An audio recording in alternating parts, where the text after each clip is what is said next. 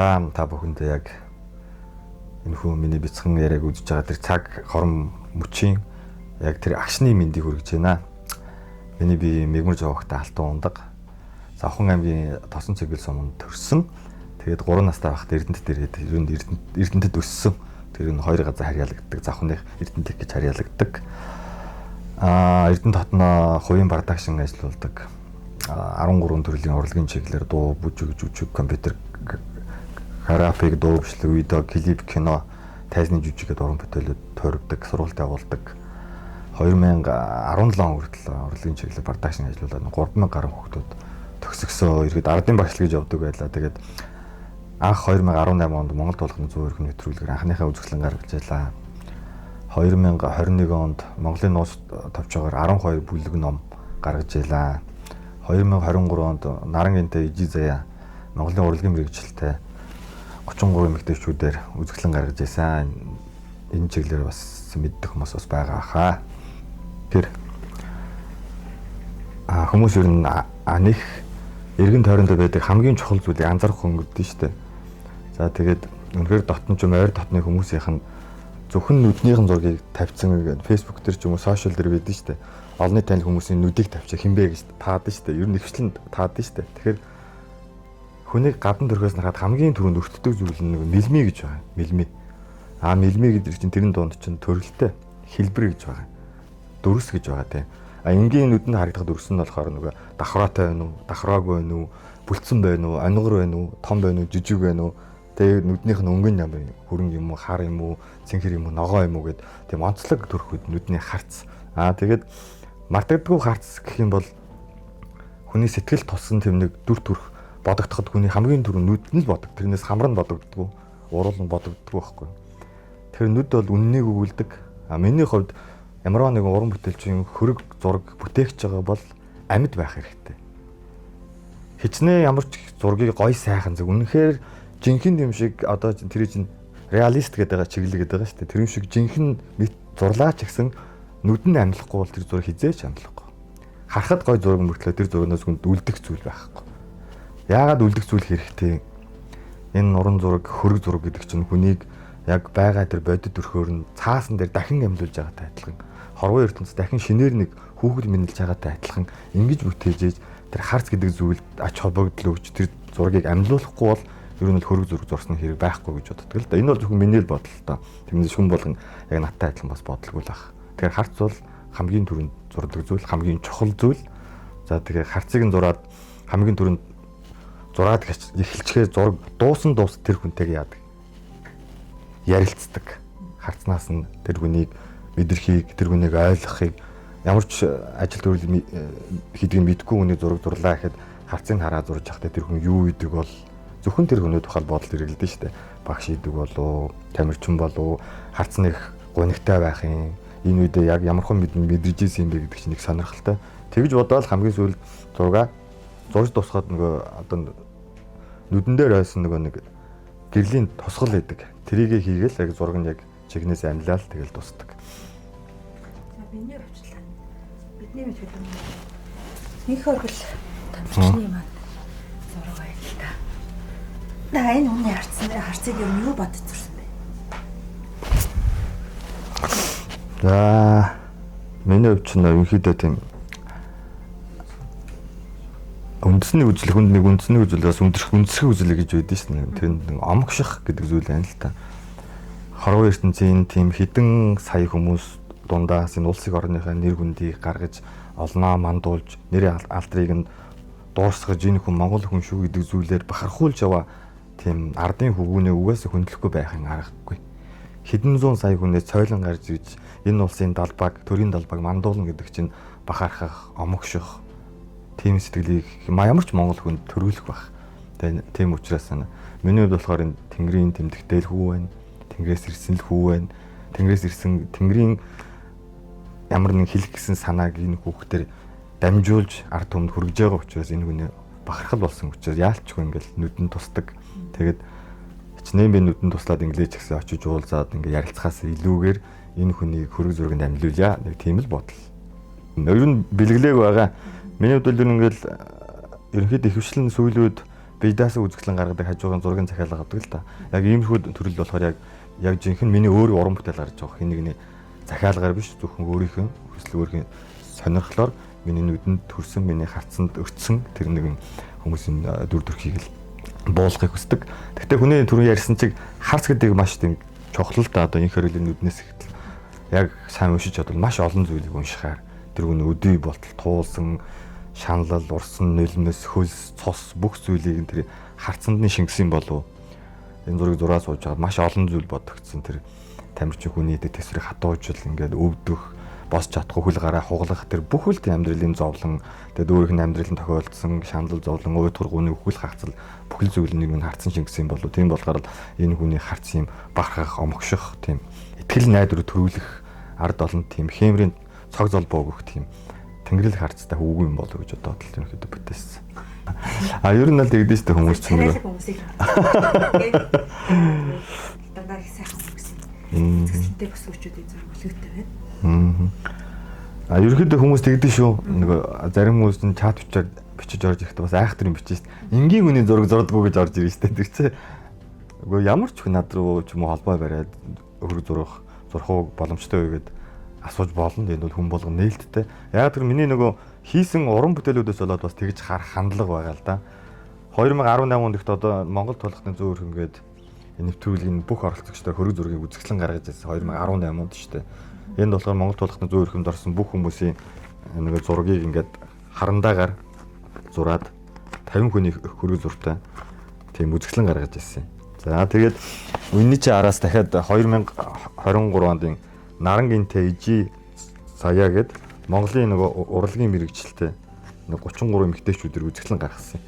Энэ болохоор миний бие таасан яг өөрийн гэсэн хоёр уран бүтээл хоёулаа дандаа хөрөг зургаар гарчихсан. Тэгээ энийг хүмүүс хараад дандаа тэгж ойлгоод энэ бол үзэсгэлэн зориулсан 30 эмэгтэй хөрөг зураг. Яг то Facebook онлайн сошиал дээр байнга явдаг болохоор хүмүүс намайг олонний танил зураг хүмүүсийн зураг зурдаг ойлгоцсон байгаа. Тэрнээс ч ер нь бол энгийн гэж бас ялах нь сайн шээ. Зөв хүмүүсийн зургийг л ер нь зурна. Захиалгын хөрөг зураг л ихэд аавна л та. Ерөөд иймэрхүү зураг бол ер нь хүмүүстэйгээ ярина л да. Нууцлын төвшөнтэй яадаг, гэрээ байгуулдаг. Би энэ хүний зургийг ямар нэгэн байдлаар алдахад би өөрөө хариуцлага хүлээнэ гэсэн тийм гэрээ байгуулдаг байхгүй. Нууцлын зэрэгтэй энэ хүний зургийг зурчаад захиалгал орж ирдэг. Зурсныгаа даруй тэр зургийг бүгднийг өөрөө дээрээс устгаад тэгээ зургийг хүнээс нь зөвшөөрөл авна л да. Өөрөө чинь зургийг ингээд тавьж болохгүй гэж асууна. Болохгүйг л угаасаа тэр зургийг тэр чигээр нь устдаг байхгүй. Тэгэхээр нөгөө юу штэ. Залуу нас чинь мөнх биш. Хүнд хоёрхан гоо зөвслөн байгаа штэ. Дотоод гоо зөвслөн, гадаад гоо зөвслөн. Залуу нас мөнх биш 20-30 жилийн настай. Яагаад ингээд залуу сайхан насаа 20-30 жил 40-50 жилийн дор эмгэн буурал өвөө эмээ болчоо тэрийг хараад багархаж болохгүй гэж. Энд чинь бас нэг гоо сайхны таашаал дэлхийн дээрх бүх зураач уран бүтээлч нүүд арт зураг зурсан байдаг. Магадгүй миний бодлоор энэ нэг зургийн төвчин хэр явж байгаа гэдэг шалтгаалаа тэр нэг цензур гэдэг зүйл нь тогтдог юм болоо. Тийм болохоор бас эмэгтэй бүсгүй хүний бас гоо сайхныг зурж алдаршуулна гэдэг чинь бас уран бүтээлчгүй бас нэг гарах зүйл л дээ. Хүний нэг энерги эрчим аура гэж байдаг. За ялангуяа Монгол тулхны 100 эрхийн би ч бас 50 хүний хөрөг зураг зурж байгаа шүү дээ. Тэгэхэд зарим хүний зургийг зурж хахад эсрэлийн мэдмээ санагдаад байдаг. Зарим хүний зургийг зурж хахад тийм чиглэн мэдмээ санагдаад байдаг. Зарим хүний зургийг зурж хахад бүр ингээд архи умаар санагдаад байдаг. Зарим хүнийг зурж хахад ингээд толгоо өвдөд байдаг. Яагаад тэр хүмүүс болгоны эрчим энерги нь өөр учраас зураг болгоноос өөр зүйлийг мэдрэнэ. Тэрийг өөрхийн бие дээрээ мэдрэнэ. Ямар нэгэн мэдмээр санагдаж байгаа бол тэр зүйлийг идэхгүй бол би ингээд 50 байж чаддаггүй ингээд ямар нэгэн хайгаад идэг. Тийм болохоор яг энтэй ч адилхан зураг зурхад яг тогтсон хугацаа байхгүй. Зарим хүний зургийг зурх гээд 1 сар болоход ямар нэгэн шалтгаан гарч ирээл зураг зурдахгүй байгаа л. Тэгээд ямар нэг тохиол юм учрал нь бүх нөхцөл нь ингээд бүрдсэн байхад бол нэг зураг 2 цоноод 1 чоноод гарах зургнууд байдаг л да. Тийм болохоор зургнууд ер нь тухайн хүний энергиэсээ болдог гэсэн. Тийм ер нь бол зураг болгон амтай. Тийм амтай надад ярилцдаг учраас зураг бүхэн амтай. Миний хайрлаж эмэгтэй хүний зураг юм болов. Маш амархан, маш зурхад үнэхээр амархан байсан. Сүхбаатар Жанжины нэг хөрөг зураг байдیں۔ Тэр нь болохоор нөгөө архивээс олдож ирсэн гадуур нэг байдгүй тийм хөрөг зураг байдаг. Тэр хүний зургийг надад нэг хүн бүр зорж архивээс олж ирээд Сүхбаатарын хөргийг надад бүтээл гэж ирсэн. Тэгвэл цаанаасаа ч ягаад ч юм зүгээр л миний ажил төрөл эргэн тойронд бүх зүйл тэр зургийг заавал зурх хэрэгтэй гэсэн юм. Бүх ажил төрөл ингээд завтай байж таараад чөлөөтэй байж таараад тэгээд маш хурдан тийм богинохон хугацаанд зурагдаад дуусчихсан гэх юм уу? Сүхбаатар жанжины зураг. Орчин үеийн олны танилаас хиний ариун нэгчин зураг. Ариун нэгчин зураг зурхад маш тийм таатаа мэдрэмж төрж ирсэн. Тэгээ уртын дуу чи хонгор зул гэдэг. Хонгор зул их чин зураг бас яг тийм уртын дууны уянгалаг аялгуудаа адилхан тийм нэг шүр сууд зүүрсэн тийм зураг байсан л да. Тэр зураг нь маш тийм тааламжтайгаар хурдан тийм хурдан за би гаргаад ариун нэгчин. Үнэхээр сайхан зураг шүү дээ. Энэ хэсгээс. Ариун нэгчин зураг байна. Ариун нэгч миний зургийг постлоод нүдний тухай нэг пост оруулсан байт. Нүд гэдэг бол хорвоо ертөнцийг хамгийн чухал зүйл гээд. Одоо өөрийгөө зургнаас харна гэдэг чинь бас л нэг сонирн мэдрэмжтэй. За хонгор зул их чинь одоо хөрөг зураг байна. Та тэгтээ зурсан гэхтвэл яг л нөгөө зургийн аппаратаар дарчихсан юм шиг нэр зурчээ. За энэ үзэсгэлэнгийн зураг болохоор би энэ хүмүүстэй бүгднтэй өөрөө уулзаад өөртөөс нь зөвшөөрөл аваад зургийг өөрөө дарж аваад яг бүтээл болгосон л та. Тэгээд энэ одоо эмэгтэйчүүдийн үзэсгэлэн яг зориглол бүтээл маань тэр зургаж байгаа хүнийхээ тухай маш их яадаг, судалдаг. За жишээлбэл ариун нэгч байна гэхэд ариун нэгчийн тухай бүх зүйлийг судалж байгаа. Тоглосон клип, ярилцлага, ер нь YouTube ч юм уу Facebook дээр ямар мэдээлэл бүх зүйлийг нь олж сонсно. Тэгвэл зурж ахтаа л сонсоол зураа тэр хүний хоолойг сонсоол. Одоо Монгол болгоны зургийг зурхтаа хүртэл тэр нэвтрүүлгийг нь 20-30-ууд нэг нэвтрүүл 20-30-уудаа үздэг ч юм уу. Тэгээд тэр хүний тухай мэдээлэл цуглуулад ирэхээр нэг цаанаасаа тэр эрчим гэдэг зүйл чинь нэг яг гар хуруу нүдний ураар дамжаад хөрснөр бууж байгаа юм л да. Тэр ерөнхийдөө хүнийг судалж тэр хүний тухай мэдээлэл авч зурлал ерөнхийдөө зүгээр. Тийм болохоор заримдаа хөрөг зургийн захиалга гэж хүмүүс асуудаг байхгүй. За яг ямар учиртай хүү юм болоо? Тэгээ юу идэг хүү юм бэ? Тэг өөртөө ямар холбогддог хүү юм бэ гэдэг тодорхой хэмжээний мэдээлэл авчих юм бол яг тэр нөгөө мэдрэмжийн тэр зургандаа шингэх байхгүй. Тэрнээс ч зүгээр энэ зураг гэж зурулдаг хүмүүс байна л да. Миний бодлоор ерөөдөө асуухыг хүсдэг байхгүй. Өөртөө ямар хамаатай ах чинь юм уу, найз чинь юм уу, тэг имиж чинь юм уу, аав чинь юм уу гэж асуудаг л да. Тэгээ тодорхой хэмжээний мэдээлэл аваад зурх юм бол маш хялбар байдаг. Одоо нөгөө хүмүүс чинь нэг харанхуй нөхрөө орохдоо юуг нь мэдэхгүй орохоор ч хэцүү шттэ. Бүдрээд тунчгүй хаана нэг одоо чулуу тариад хан ман мөрөгчгүй гэдэг айцтай буу шттэ. Тэгэхээр зурхаж байгаа уран бүтээлийнхаа тэр зурхаж байгаа хүнийхээ тухай мэдээллийг нь мэдчих юм бол тэр харанхуй өрөөнд очиж гэрэл асан шттэ. Тэр өөрөөр алхахад амар болдогтой адилхан зурхад бас их таатай мэдрэмжтэй. Нөгөө хүмүүсийг ярьдэн штэ. 1% авьяас 99% хөдөлмөр гэж байгаа. Тэгээд урлагийн хүн дотор нэг хоёр төрлөөр л ангилаад байгаа юм л та. Нэг нь болохоор удмын, нөгөөх нь болохоор олдмол гэдэг. Олдмол чадвар гэдэг нь өөрөө бүх зүйлийг эзэмшиж авсан, сурсан гэсэн үг. Удмын гэхэр чинь одоо миний өвгдээс цэцэг өвгд уран бүтээлч хүнээс миний өвлж авсан зүйл байгаа байхгүй. Энэ нь болохоор миний удам дагсан би зургийн сургууль төгсөөгүй. Маань хөрөг зурдаг, бурхан зурдаг, сэлбэр идэх хүн байсан. Ээж минь талын ах маань болохоор алт мөнгөний дархан барай засалж хүн байсан.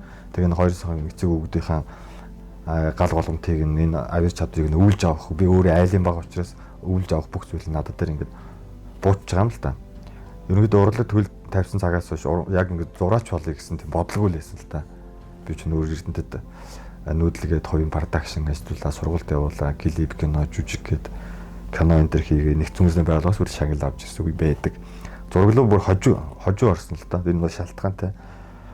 Баг байхад 3 настай байхад нөгөө гараа гэмтээд тэгээ шилжилттэй нас ирээд ингээд өндөр болоо томроод ирсэн чинь нөгөө гэмтээсэн гарны гэмтэл сэдрээд тэгээд 10 жилээ төгсөхдөө би нэрээ бичиж чадахгүй хөөхтэй өсчихлээ.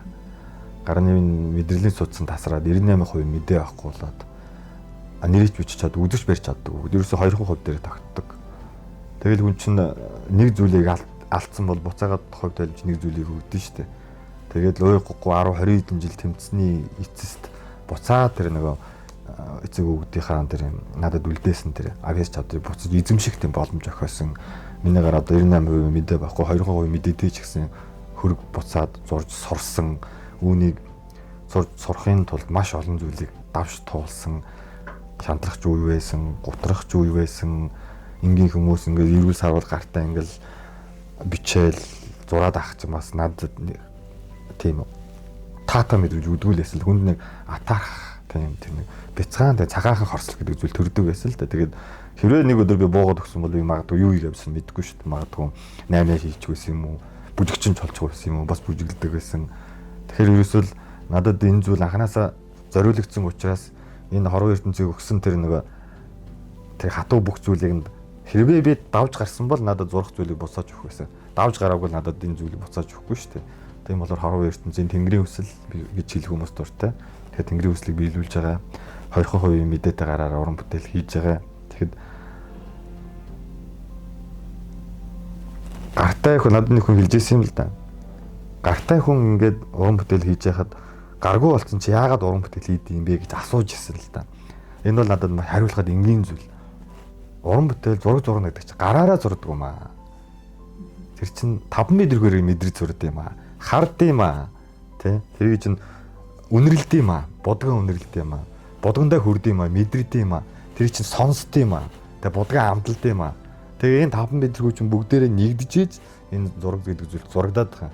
Тэр зөвхөн миний гарт дур байхгүй. Энэ болгоог миний оюун санаа бодол гэдэг 5 м-хөө 6 мах өдөр бүгднгөөр нь мэдэрч уран бүтээл хийж ирэх гэсэн үг байна. Тэгэхээр нэг гар нь мэдээтэй байна, мэдээгүй байна, гартаа байна, гаргүй байна уу? Хөлгүй гаргүй хүн хүртэл хөлөөрөө зураг зурсан зүйл байж л байгаа шүү дээ. Тийм болохоор энэ бол ерөөсөө л хүн өөрөө л чин сэтгэлээс хүсвэл ер нь бол хүний хэмжээс давж гарчааг бол болохгүй чадахгүй зүйл бол байхгүй л дээ. Би хүмүүст хэлдэг. Надад сургалтандаа суудаг хүмүүс идэг. Хэрвээ чи нас биеинд хүрсэн бол чи 1 сарын дотор хөргөж зураа сурах боломжтой. Гайхаад байдаг байхгүй. Яаж худлаа тийм юу юу гэдэг ингээд.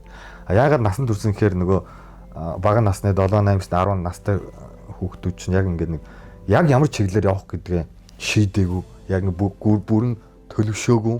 Яг тэ холбирох насан дээр байдаг. Насанд хүрсэн учраас амьдралдаа бие даагаад үдчихсэн сайнтай муутай бүх зүйлийг мэдэрсэн учраас яг тэр аргачлалыг өвтэйхэн заагаад өгөхөд ер нь 1 сарын дотор хөрөг зураг сурчна. Тийм бол хүн болгоны гарт авиас байгаа зүгээр 1% авиас 99% хөдөлмөрөө л гүйцэхэд болоо. Энэ зураг зурх уу гэж асуудаг хүмүүс чи их хүчлэн яг ингээд шийдвэр гаргасан хүмүүс байдаг л та. Тэрнээс жоохон сонирхож байгаа хүн бол яг тэр талаар зориглож яадаг юм бэ? Би ингээ анзаараад байгаа яг сонирхож байгаа хүн бол шууд асуудаг юм байлээ. Яг зургуулыг шийдсэн хүмүүс л холбогдно л доо. Ийм зураг зурх уу? Тэ яах вэ? Зарим үед бол бүр нөхөр нь эхнэрийн зургийг зургуулж бэлэглэнэ. Тэгэл надад нэг тайлбар бичиж байгаа юм л та ингээд эхнэрийнхээ бас ингээд залуу сайхан байхад ингээд зургийг хатаалаа үлдчихдэг юм гэж одоо. Өөрөө ирж зурулах уу эсвэл ийм зураг явуулчихдаг уу тань л одоо фото зураг ч юм уу те? Ер нь зарим нэг хүмүүс бол яа л да фото студиудэд авахулсан зураг өгдөг. Эсвэл гэртээ толныхоо өмч юм даарсан зураг өгдөг. Цөөхөн гэдэг хүмүүс бол ерөнхийдөө надаар зургаа тийм яг даруулж исэн үе байгаа. Бүр нөхрийн хажууд нь сууц их нэртэй ингээд тодор хууцсан палаж өмсүүлээд тийм зогсож исэн тийм нээлттэй гэр бүлч байна. Тэгэл яг түрүүний хэлдэг гоо сайхан ч мөнхийн зүйл шүү дээ. Тийм болохоор ягаад тийм залуу сайхан насныхан тэр бие бэлтрийг бас аваад үлдчих болохгүй юм чи ялгаагүй л бидний л харах өнцөг өөр болохоос энэ чинь яг л зүгээр л ихээс төрсөн бие төрхтэй энэ авсанд орох нь энэ тийм тэгэхээр нэгэн тэл хизээ нэгэн цагт энэ биеийг хөрсөнд ороод алга болох юм чинь ядаж нэр бүтэн бие энэ зүйл аваад үлдчихвэл зүгээр юм шүү дээ. Зүгээр биз дээ. Одоо даваа чи огт дуу сонсох огт шүлэг уншихгүй бүжгийг хасч огт чи бүжиглэхгүй зургийг хасаж огт зураг харахгүй тэг өөрөө урлагийн чиглэл юу байдیں۔ Боли эдэр нөгөө давар цагаан бүтээгчэнд хов цайхаа болчих. Тэгвэл та нар юу өмсгий? Үс засах хүртэл урлаг үсийг чинь засгаа болчих. Яах юм? Амьдрал дээрээс чинь урлагийн ямар нэгэн зүйлийг аваа хийжүүл тэг амьдралж утгагүй болчих шүү дээ.